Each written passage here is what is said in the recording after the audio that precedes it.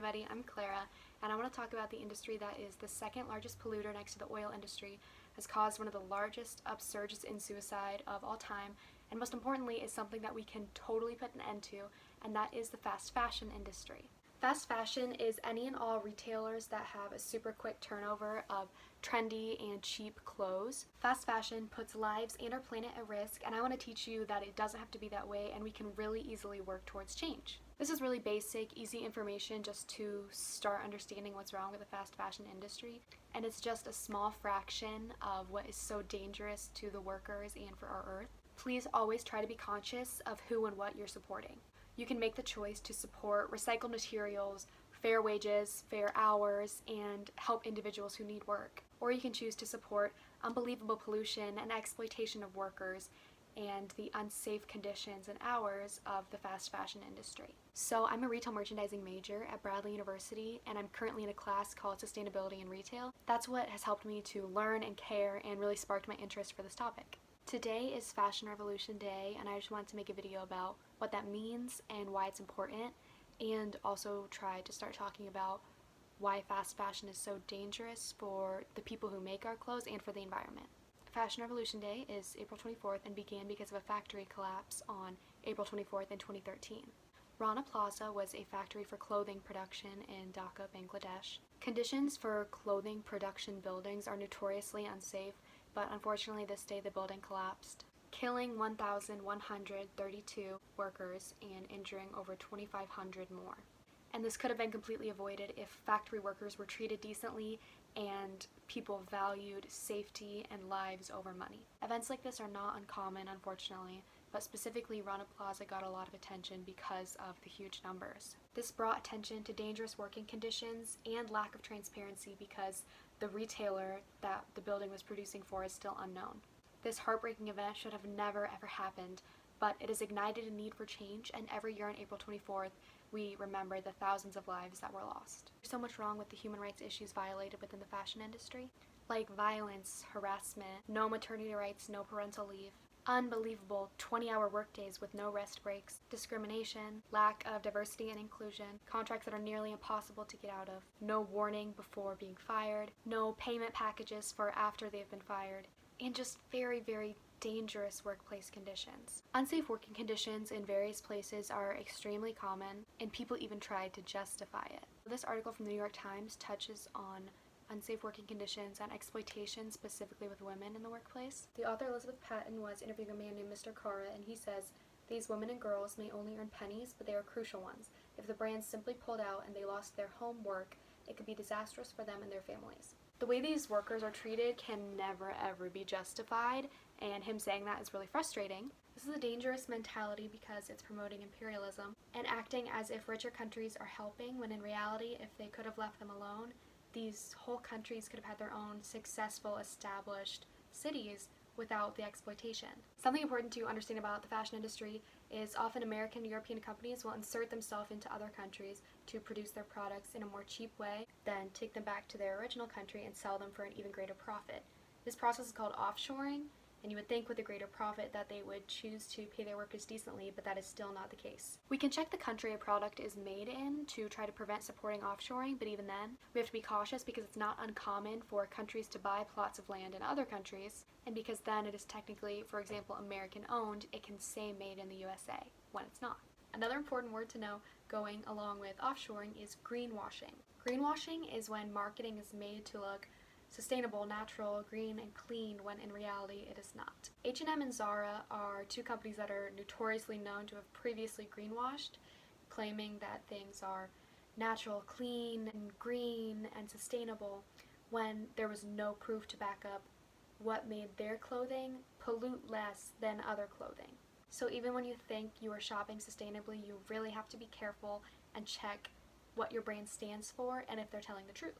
So going off of greenwashing and mentioning the pollution caused by clothing, let's talk about carbon emissions and the destruction of bodies of water. The World Wildlife Organization tells us that for a single t-shirt, 2,700 liters of water are needed. Now this goes from watering the seed, keeping the cotton plant alive, to washing it and cleaning it, and bleaching and dyeing and rinsing of the garment. That's over 700 gallons of water for a single t-shirt. And that's just the water. For the energy, we have to think about the machines that separate the cotton and the stems, all of the trucks and planes that deliver the cotton all throughout the process of it being a plant to a t-shirt, and the machines that stretch the cotton plants into threads and individually weave every single thread into a piece of cloth, and then the sewing machines that turn the final fabric into a t-shirt. To us, that's just one t-shirt. To the planet, that is a lot of destruction and waste. To go along with wasting and contaminating water, this article talks about the danger globally of fabric dyes and the awful footprint it leaves. Dye is often not embedded into fabrics, it just sits on top. That's why the more you wash something, usually it gets more faded. So not only is your product decreasing a little bit in value, all of those dyes are going off into the water from our washing machines. This, of course, is a problem in itself, but the main issue with contaminating water is the dyeing process. Originally, when you have clothing that you either need to bleach or dye, you need water for that. You need more water to rinse it. You need more water to wash it. You need more water to rinse it again. And once water is contaminated with dye or bleach, there's no separating that. Especially in other countries that unfortunately some companies take advantage of, where water is dumped directly into the streams where that's their only source of water. And ruining a community's entire water source leads to horrifying health problems. Sticking to the environmental impact, this article about Burberry tells us the company admitted to destroying the unsold clothes, accessories, and perfume instead of selling it off cheaply in order to protect the brand's exclusivity and value. Everyday activities already release dangerous amounts of carbon, but if thousands of companies continue to burn extra items just because burning them keeps the exclusivity and, in their opinion, that's better than poorer people wearing their clothing, that is not only catastrophic for the environment, but promotes such awful classist ideals and judgment based on socioeconomic status. This is an example of the pure wastefulness and excessive amount of clothing produced, and is awful for the environment. Burning clothing for essentially no reason, it is just infuriating, and it adds millions of more pounds of carbon to the atmosphere. But the pollution doesn't stop there. This article says, globally, 80% of discarded textiles are doomed for the landfill or incineration. Only 20% are actually reused or recycled.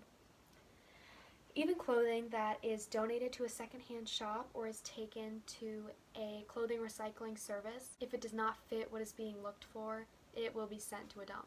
It's so frustrating because a lot of people in the world need clothes, but instead of making an effort to get it to the right people, if it's not right, it's burned or it's sent to the dumpster. This next article says, currently less than 1% of non-wearable textiles are turned back into new ones due to the shortcomings of existing recycling methods. This is because of the inability to separate dyes from fabrics and being unable to separate blends like polyester and cotton. Luckily, a lot of retailers are working towards change, but if you feel the need to constantly buy new clothes, please try to look for natural or biodegradable materials. As humans, we accumulate 21 billion pounds of textile waste every year. Most of our clothes are polyester, elastics, nylons, or acrylics, and these are plastics that are never going to break down. Sticking to fibers like cotton, wool, linen, or hemp is probably our best bet. Here is a heartbreaking statistic about cotton farmers, specifically those who spray pesticides onto cotton plants because the cotton requires so much help to grow. Every 30 minutes, an Indian cotton farmer commits suicide. This is because of the dangerous conditions and the long working hours and the extremely unfair pay that just ends up leading to an unmanageable cycle of debt. Smita Narula, faculty director of the Center of Human Rights and Global Justice at NYU, says, "This is a human rights crisis of epic proportions." What's even worse is that often after these farmers commit suicide, their belongings and their land are sold by the government so their own debt can be paid off, and their family is left not only grieving but with nothing. All of this is very, very sad, but it's not all terrible. Some companies are trying to make steps in the right direction, but we can make the change too. It starts with us. Make the commitment to not support fast fashion. Shop secondhand. Support companies that are proven sustainable and make efforts to protect the human rights of their workers. There are companies that use recycled products. There are sustainable companies that actively use methods to help the earth, not just greenwashing. So look for those companies. Look for businesses that use fully recyclable or biodegradable packaging. The dangers to our planet don't feel as scary as they really are because the world profits off wastefulness, but we can stop that. Our home and the earth is more important than money. Invest in companies that want to invest in our future. Most importantly, think about who made your clothes. Do not support businesses that have sweatshops child labor, have unfair pay and workplace abuse. What happens to these people is heartbreaking. And if you wouldn't want it happening to you and your family, why do we let it happen to others? At fashionrevolution.com/transparency, you can find a list of 250 of the most common retailers and their policies for running a business. And if you're curious about how your favorite store operates, Fashion Revolution puts a grade on each of these stores. They're graded and scored on sections such as policy and commitment, traceability, and spotlight issues. Traceability falls hand in hand with transparency, which is the public disclosure of credible, comprehensive, and comparable data and information about fashion supply chains, business practices, and the impact of these practices on workers, communities, and the environment. We need transparency. There's a Fashion Revolution graphic that says, transparency leads to accountability, which leads to change. If we know what companies are doing things we don't support, they can be held accountable for that, and that's what ignites change. The easiest thing to do is commit to shopping secondhand or shopping sustainable only. Sustainable brands are amazing, but they can be a little pricey, so as a college student, I only shop secondhand. And that was my New Year's resolution for myself for all of 2020, to only shop secondhand.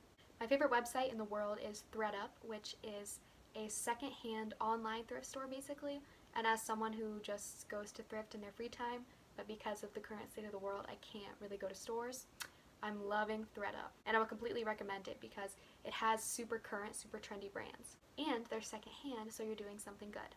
Never forget that secondhand clothes can be super trendy, and they can be super high quality. Sometimes it takes some extra looking, but I promise it's always worth it. Nearly all the clothes I own are secondhand, and I promise I'm very stylish. A documentary I really recommend is The True Cost, and two books I recommend, which I'm reading for my class, are The Conscious Closet and Fashionopolis. Fashionopolis is about the direct impact on the world that fast fashion is having, and The Conscious Closet teaches you how to thrift wisely, how to clean out your closet, how to donate, how to host clothing swaps, all kinds of good stuff. I mentioned this earlier, but I totally owe my knowledge and my passion to this subject to one of my favorite professors, Carmen Keist. I'm currently taking the class Sustainability in Retail, and I had no idea that it would change my life so much. And I never would have imagined that I could learn this much in such a short amount of time. And now I know that sustainability within the fashion industry is what my career will be in the future. Thank you so much for watching. Like I said, today is Fashion Revolution Day, so I'll leave some links below if you want to check out their website, and I will leave all the links of any of the articles I quoted. Please make an effort to support human rights and support sustainable movements. It's super important right now. There's so much more information than what I mentioned here today, so feel free to research on your own. Please always keep this in the back of your mind. It's super important. Shop sustainable, shop secondhand, support local businesses, and donate to a charity that means a lot to you. Have a good day. Thanks for watching.